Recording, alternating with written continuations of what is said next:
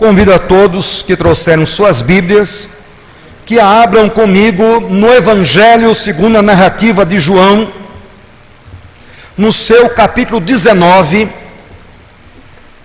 para lermos do versículo 28 ao 30. Evangelho de João, capítulo 19, versículos de 28 a 30, texto que nos apresenta a morte do Senhor Jesus. Depois, vendo Jesus que tudo já estava consumado, para se cumprir a Escritura, disse: tenho sede.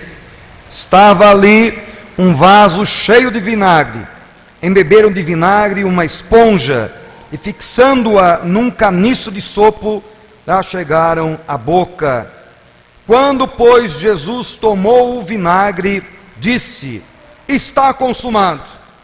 E, inclinando a cabeça, rendeu o espírito. O que nos interessa, versículo 30. Quando, pois, Jesus tomou o vinagre, disse: está consumado. E, inclinando a cabeça, rendeu o espírito. Muito bem, nós vamos estar falando sobre a sexta palavra proferida pelo Senhor Jesus na cruz do Calvário. Qual era a sexta palavra? Tetelestai, ou seja, está consumado. E sempre surge-nos uma pergunta: o que Jesus quis dizer com está consumado? Qual que era a sua intenção? Qual que era a motivação? Porque ele bradou em alta voz, para que todos que estavam ali pudessem ouvir. Tetelestai. O que ele tinha em mente? Para nós entendermos isso, quero mostrar inicialmente algumas ilustrações. A primeira delas, vocês já devem conhecer aquela expressão TCC. E quando os estudantes estão ali numa faculdade e chega o último semestre, o último ano, surge o famigerado TCC. É a sua tese, é a sua monografia, é aquele trabalho acadêmico que você tem que apresentar a uma banca para que você seja aprovado ou não. E veja bem que a preocupação com esse trabalho muitas vezes tira o sono, tira a paz, tira o sossego de muitas pessoas. Não consegue nem dormir direito. Às vezes fica até protelando, tentando lançar para frente o trabalho, mas chega uma hora que tem que fazer. Mas quando o trabalho está pronto, e a pessoa apresenta o trabalho à bancada, que expressão de alívio, que alegria, que contentamento, que satisfação, que felicidade. Terminei, graças a Deus terminei o meu trabalho. Essa expressão é tetelestai. Está consumado, terminei uma obra. Um outro exemplo, Michelangelo. Ele foi quem? Foi um artista da Renascença, século XV, aproximadamente, 1513, 1515. Ele era escultor, ele era pintor, e ele fez muitos quadros, obras belíssimas. Certa ocasião, lá estava ele confeccionando no mármore a figura de Moisés para a igreja em São Pedro, em Roma. E quando ele termina o seu trabalho, ele mesmo, num gesto incontido, extasiado pela obra que ele próprio fizera, ele pega o seu cinzel e bate no joelho de Moisés naquela obra, e ele começa a dizer: parla, parla, querendo dizer fala, porque ele estava tão impressionado com aquela obra que ele fizera, que ele achava que aquela obra poderia falar. Sim, ele achava que podia falar, por isso ele disse: fala, fala. Tamanha a realidade da obra que ele havia criado. Agora, se por um lado, tem pessoas que ao fazerem uma obra, se sentem felizes, extasiantes por causa daquilo que realizaram, outros nem tanto. Por exemplo, Santos Dumont, tido como pai da aviação, ainda que os americanos não concordem muito com isso e outros países, não vem ao caso agora. O fato é que ele, inspirado por Deus, pôde criar um mecanismo fantástico de locomoção de um lugar para o outro, as aeronaves, os aviões, mas nos contam a história que ele próprio deixa ali um relato, que ele se torna muito triste, muito deprimido com a obra que ele acabara de fazer, porque os homens estavam dando um destino diferente àquilo que ele havia criado. Ele queria ajudar a humanidade e não ver o seu invento sendo usado na Primeira Guerra Mundial para matar pessoas, uma arma de destruição. Ele que já tinha uma tendência meio depressiva, e então aí ele acaba se suicidando, tirando a sua própria vida, triste com a obra que ele havia realizado. Então há obras que pessoas ficam extasiadas e há outras que as pessoas se entristecem. No próximo quadro nós vamos ver a cena da cruz.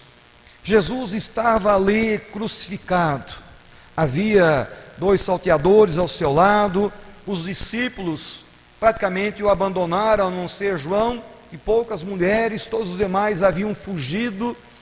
E quando todas as etapas se cumprem, aí nos diz a Bíblia que ele expressa um grande brado, um grito: tetelestai, está consumado. No caso de Jesus, o que ele queria dizer que estava consumado? Que obra ele havia terminado, para ele poder gritar em alto e bom som, para que todos a ouvissem?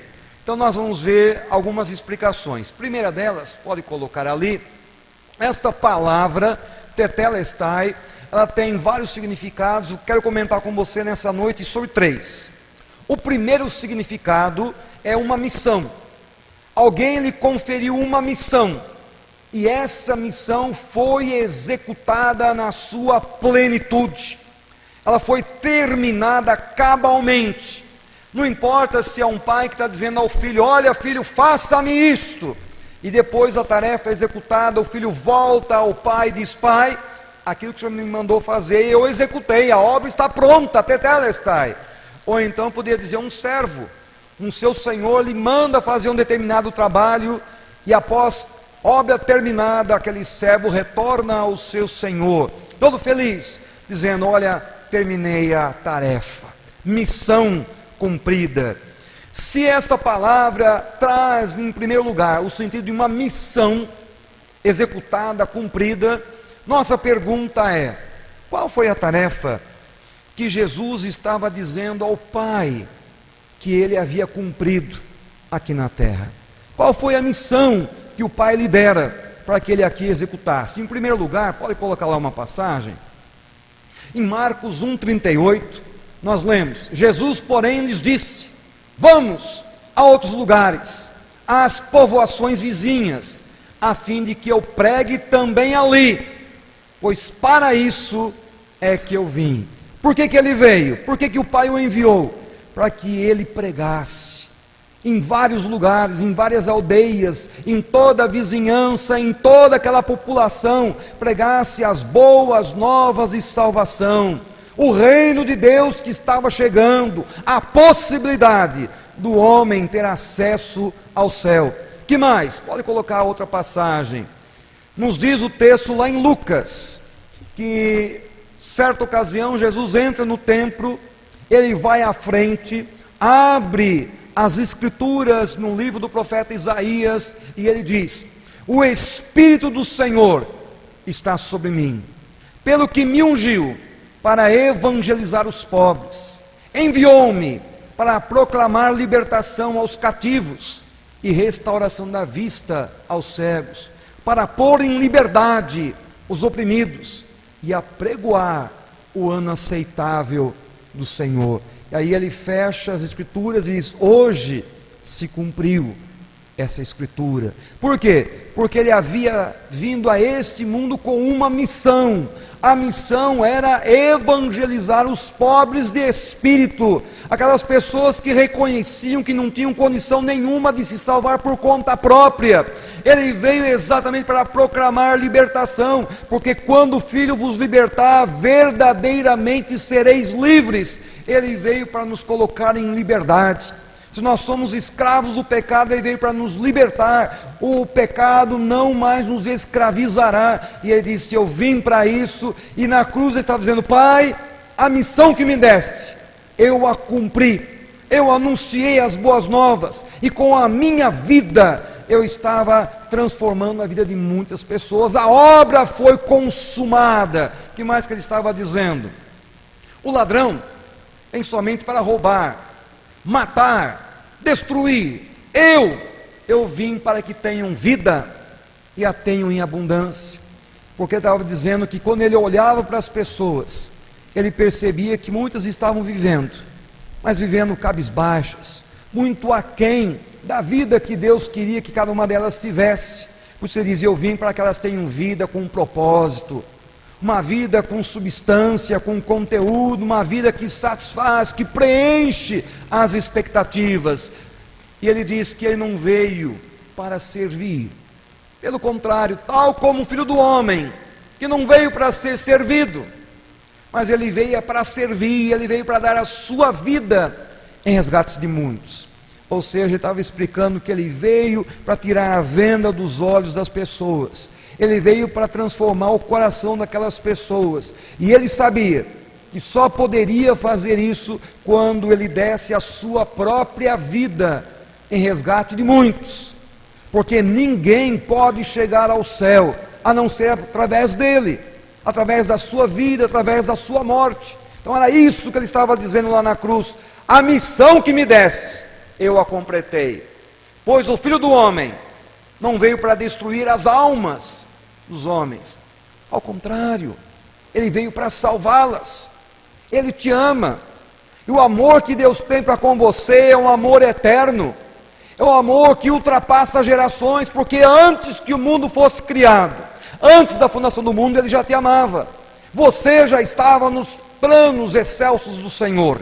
Portanto, Ele tem realmente uma expectativa grande de que você seja alcançado pelo seu poder e transformado. Finalmente, eu vim como luz para o mundo, a fim de que todo aquele que crê em mim não permaneça nas trevas. Se o mundo jaz no maligno, se as trevas têm permeado o nosso mundo, Ele veio para alumiar os nossos passos, para nortear a nossa vida, para apontar o caminho, para nos levar aos céus. Então é exatamente esta era a sua missão. Então, para ver se você entendeu bem qual que era a missão de Jesus, Ele veio como libertador, Ele veio como Salvador, Ele veio como Senhor. E para que Ele pudesse exercer essas três áreas, Ele tomou o nosso lugar. Em outras palavras, Ele veio como o nosso representante. Aquilo que deveria acontecer conosco, a morte que deveria nos acontecer, aconteceu por Ele. E Ele foi fiador, porque fiador é aquele que paga antecipadamente. Ele morre por mim antes mesmo de eu nascer, para que através da sua morte eu possa ter vida. Foi por isso que Ele foi à cruz, morreu ali em nosso lugar, e Ele cumpriu cabalmente esse plano eterno. E lá no topo do Calvário, Ele pôde bradar aos céus: Tetelestai, Pai, eu cumpri a missão que o Senhor me deu. O Senhor me deu uma tarefa e eu a cobri cabalmente. E para encerrarmos esse tópico, como foi que Ele concluiu a sua missão? De que forma? Pode mostrar. Jesus, porém, tendo oferecido para sempre um único sacrifício pelos pecados, assentou-se à destra de Deus. Não precisou morrer 2, 3, 4 vezes, uma única vez, porque Ele era Deus e porque Ele era homem perfeito, sem pecado. Com um único sacrifício Ele pôde conquistar a nossa salvação. Que mais? E Ele o fez, não por meio de sangue de bodes, de bezerros, mas pelo seu próprio sangue. E na sequência Ele entrou no Santo dos Santos, uma vez por todas, tendo obtido para cada um de nós redenção eterna. Que maneira maravilhosa.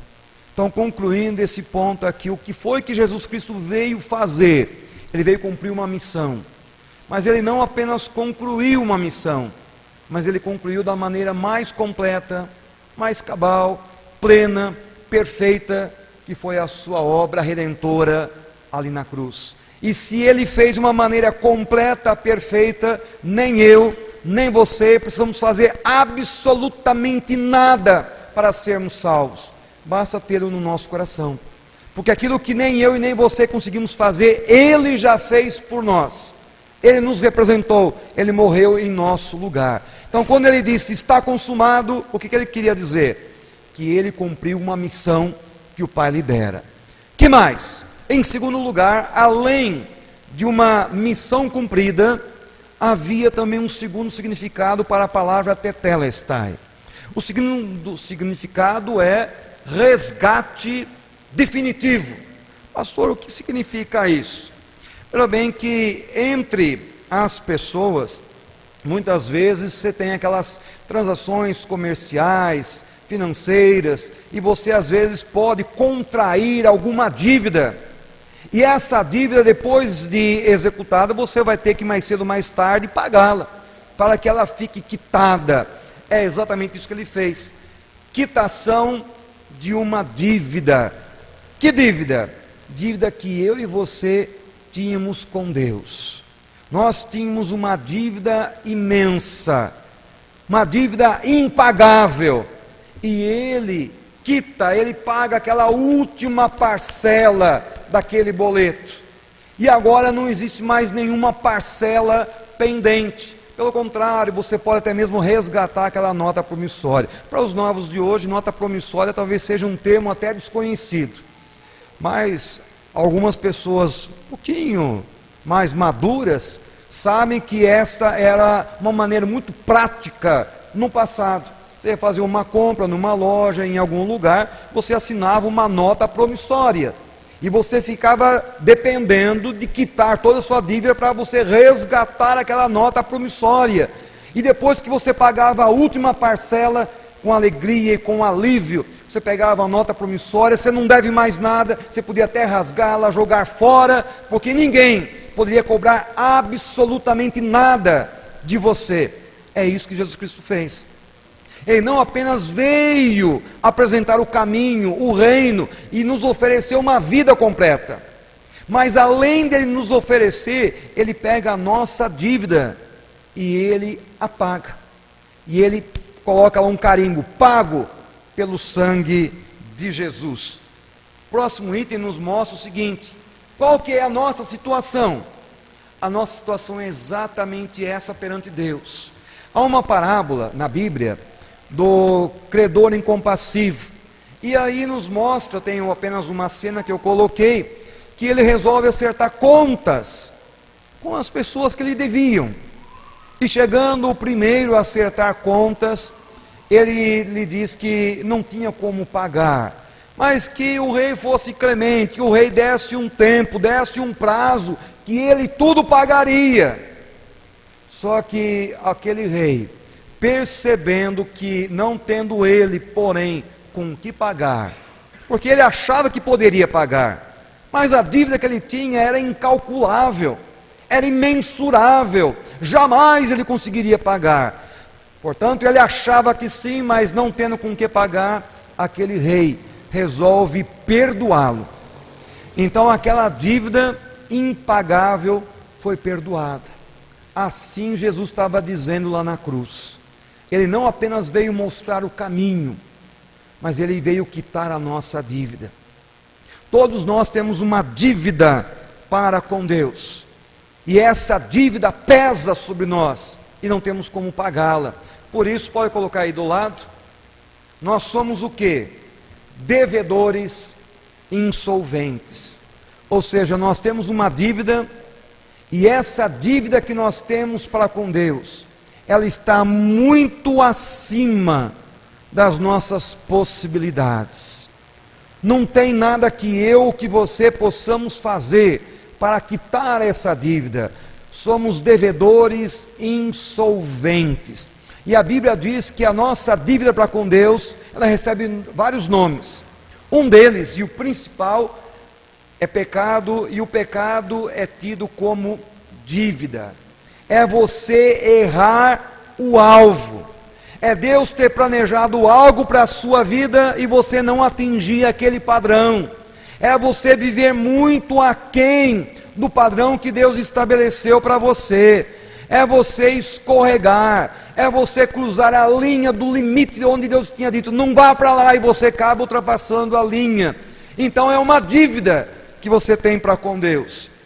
E aí você pode dizer, pastor, mas o senhor está equivocado.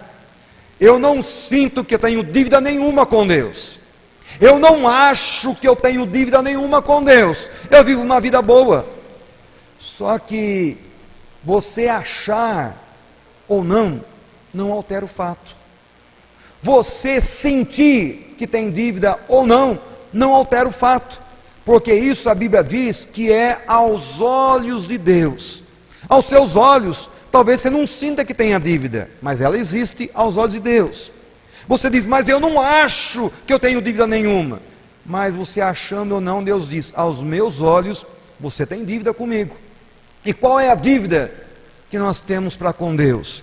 Deus diz que nós devemos dar a Ele toda a glória. E quando eu e você não damos a glória, nós estamos devendo. A Bíblia diz que devemos dar a Ele toda a honra. E nós não damos toda a honra, estamos devendo a Deus. A Bíblia diz que devemos dar a Ele o lugar de primazia na nossa vida, o primeiro lugar, o lugar de destaque. E quando eu e você não damos lugar de destaque, nós estamos contraindo uma dívida com Deus. A Bíblia diz que devemos obedecê-lo, e se você não obedece, você está contraindo uma dívida. A Bíblia diz que você deve orar, se você não está orando, você está contraindo dívida para com Deus. Você pode não achar, você pode não sentir, mas aos olhos dele a dívida existe. E está lá, e ela é impagável, somos devedores insolventes. Entretanto, aquilo que nem eu e nem você podemos fazer, Jesus Cristo fez. Pode mostrar o próximo slide. E a vós outros, nós que tínhamos aquela dívida imensa, nós que estávamos mortos por causa das nossas transgressões, Ele, Jesus, nos deu vida juntamente com Ele. Por quê? Porque Ele perdoou todos os nossos delitos. Se é todos, Ele perdoou os pecados passados, presente, futuro. Perdoou todos os nossos delitos. Como? Tendo cancelado aquele escrito de dívida que era contra nós, o qual nos era prejudicial, e Ele o fez, removendo-o inteiramente, encravando-o na cruz. Então, quando Ele estava ali na cruz, a sua vida estava como que absorvendo os nossos pecados. Tanto é que Ele pôde gritar, Deus meu, por que me desamparaste? Era a nossa dívida que estava sobre Ele. E quando Ele pagou o último centavo da nossa dívida, que nos era prejudicial, e que nos impedia de ir ao céu, e que nos levava o inimigo a nos acusar dia após dia do nosso erro, aí Ele falou, tetelestai, não apenas eu mostrei o caminho, mas eu pude pagar por completo a dívida que cada um tinha para com o seu Pai Celestial. Não resta um centavo de dívida entre nós e para com o nosso Deus, porque Ele a pagou totalmente. Não tem, portanto, nenhuma culpa sobre os nossos ombros, porque a nossa culpa foi derramada ou lançada sobre Ele.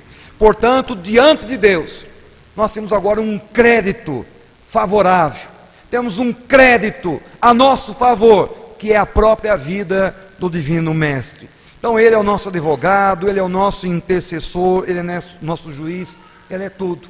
Então está aí o resgate. Por falar nisso, alguém já pagou uma dívida por você? Ou você já pagou a dívida de alguém? Você sabe que é ruim, né?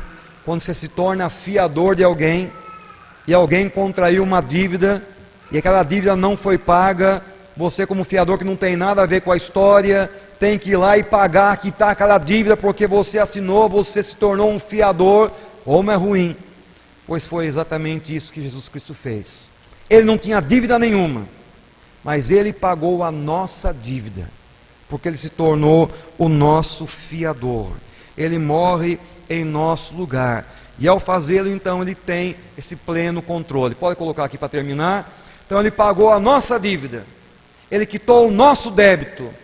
A nossa dívida com Deus, que era infinita, era imensa, ela desapareceu, foi saldada. Agora em Cristo estamos quites com a lei de Deus e com as demandas da justiça, porque essas foram satisfeitas. Então, por que Jesus disse tetelestai? Primeiro, porque ele mostrou uma missão que ele veio aqui cumprir. Segundo, que ele disse: olha, eu cumpri a missão, e mais do que cumpri, eu paguei a dívida que as pessoas possuíam. E em terceiro e último lugar, o que ele quis dizer com tetelestai? Um direito de posse. Agora sim, ele tem posse sobre cada um de nós. O que isso significa? Ele agora é dono de fato e de direito de cada um de nós. Olha lá a primeira parte, você tem lá um processo, e aquele processo ele foi finalizado, ou seja, ele atingiu o ponto que você estava esperando, que você estava aguardando, chegou lá no limite. É isso que o termo grego quer nos dizer, que tudo foi resolvido. Em outras palavras, você adquiriu uma propriedade. Pode mostrar? É aquela outorga de uma escritura. Pastor, eu não estou entendendo muito bem isso daí. Eu vou te explicar. Veja bem o seguinte: você se lembra quando havia aqueles financiamentos da casa própria no passado? Hoje o sistema é diferente. Mas alguns anos atrás, você adquiria uma propriedade pelo sistema aí financeiro e você pagava 30 anos. E depois que você pagava 30 anos, ainda havia lá um saldo, um pequeno resíduo. Mas ele está dizendo que não. Com ele não tem resíduo nenhum. Ele está te dando agora a escritura de posse. Posse definitiva. Compra e venda. Ele nos comprou e ele pagou, e agora somos dele. Olha lá o texto: o qual nos comprou com o seu próprio sangue. Ele estava dizendo aos presbíteros da igreja: olha, o Espírito Santo vos constituiu bispos. Para quê? Para vocês cuidarem da igreja. Essa igreja que eu comprei com o meu próprio sangue.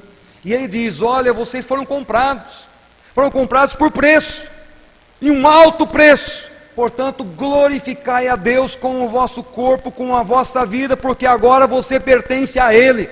Ele não apenas mostrou o caminho, não apenas pagou a sua dívida, mas Ele te comprou. Eu e você somos dele duas vezes. Dele porque Ele nos criou, e dele porque Ele nos comprou. E Ele disse: tetelestai, eu comprei, tenho posse, sou o Senhor agora dessas vidas. E mais um: fostes selados com o Espírito Santo da promessa, o qual é o penhor da nossa herança, até o resgate da sua propriedade, em louvor da sua glória. E ele diz: porque eu comprei, eu vou colocar um selo em cada um de vocês. É o selo do Espírito Santo. E esse selo do Espírito Santo é a primeira parcela. E quem já deu a primeira parcela está assegurando que não vai voltar atrás, vai manter o negócio, vai concluí-lo até o seu final. E para provar que Jesus não vai voltar atrás, Ele falou: olha, eu vou lhes dar agora o Espírito Santo. O Espírito Santo é um penhor, é uma garantia de que vocês vão ter novos corpos, vão viver no novo céu, na nova terra, terão uma herança inacessível nos céus, e essa herança que eu estou reservando para vocês, ninguém a tirará, é de vocês. E então ele falou: como segurança, está aqui o penhor, a garantia, que é o Espírito Santo dentro de cada um de vocês. Por isso está dizendo: tetelestai, obra completa, o que eu vim fazer, eu a cumpri plena, total, cabalmente.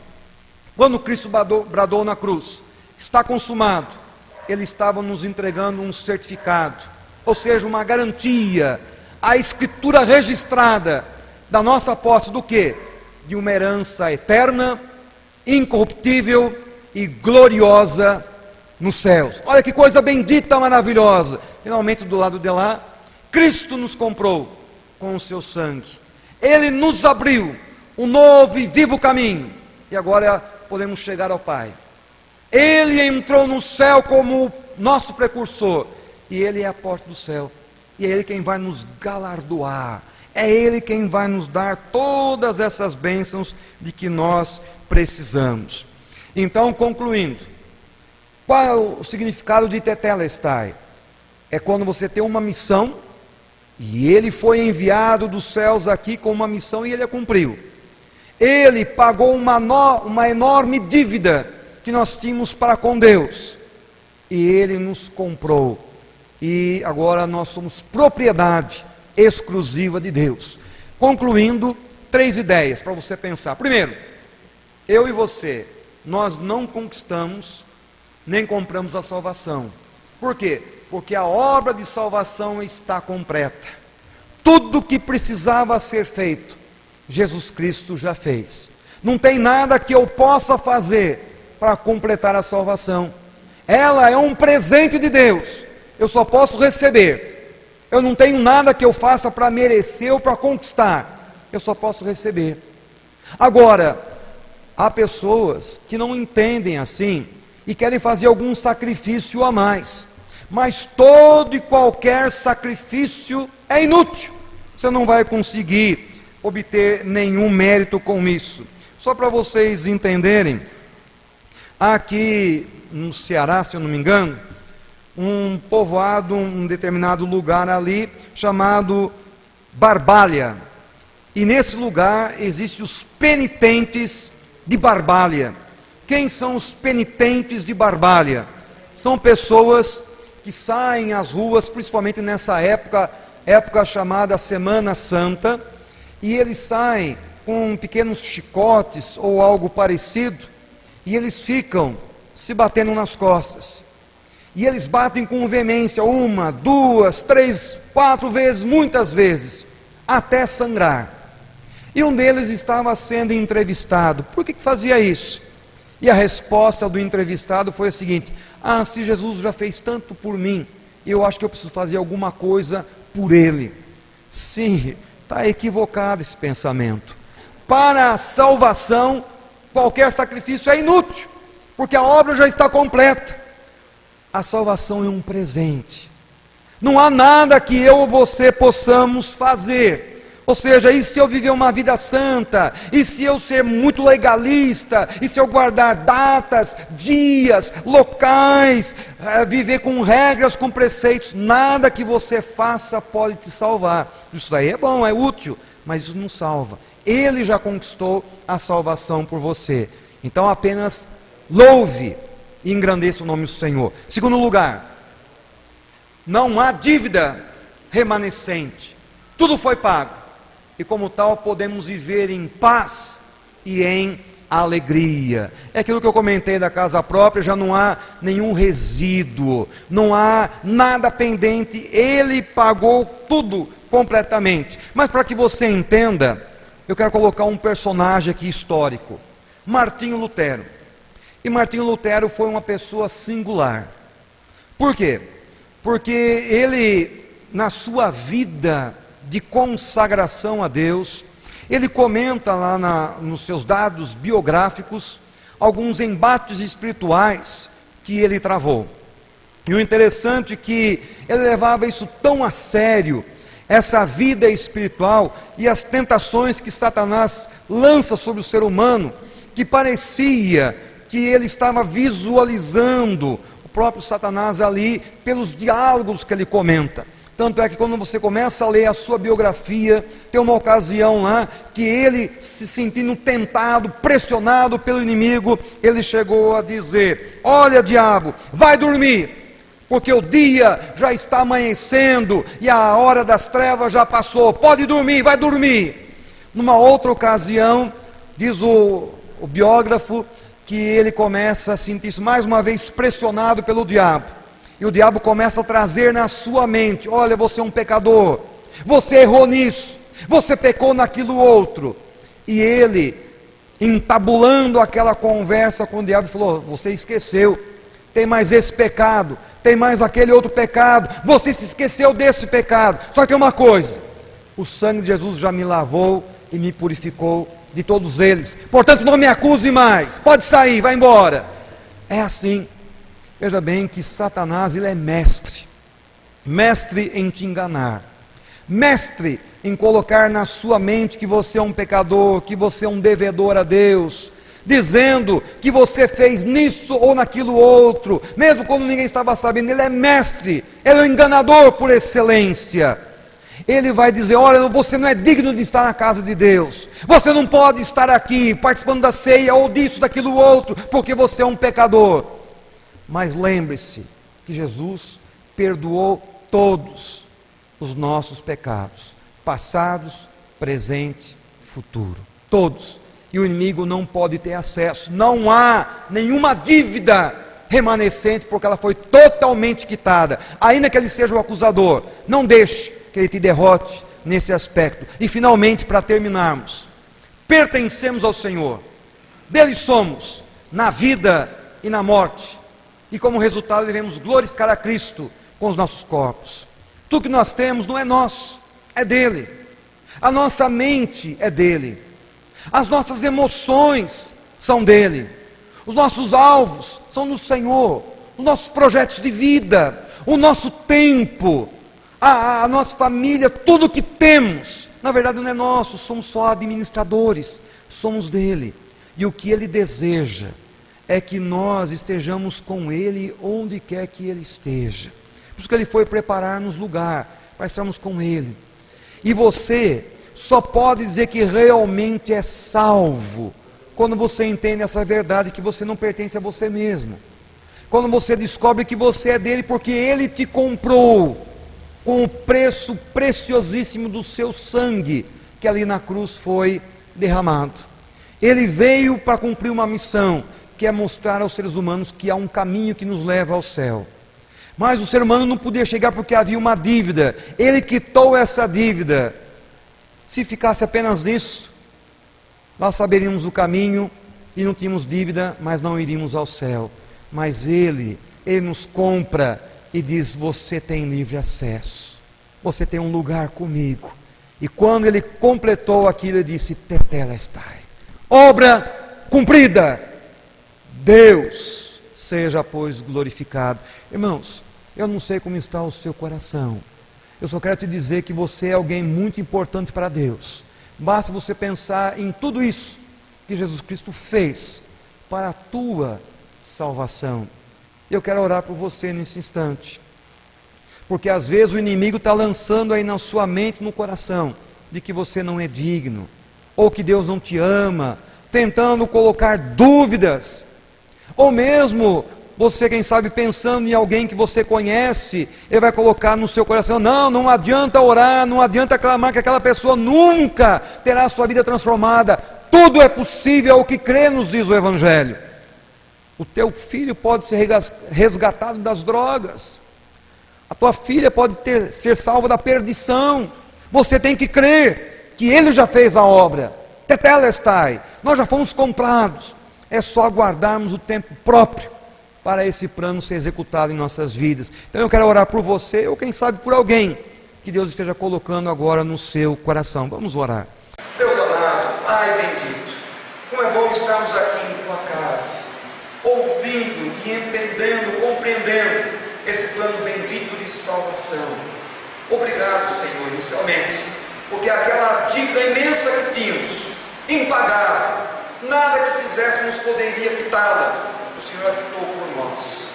Obrigado porque não apenas fizeste isso, mas já nos compraste e nos deste livre acesso ao teu trono de graças, e de antemão já nos fizestes assentar nos lugares celestiais em Cristo Jesus.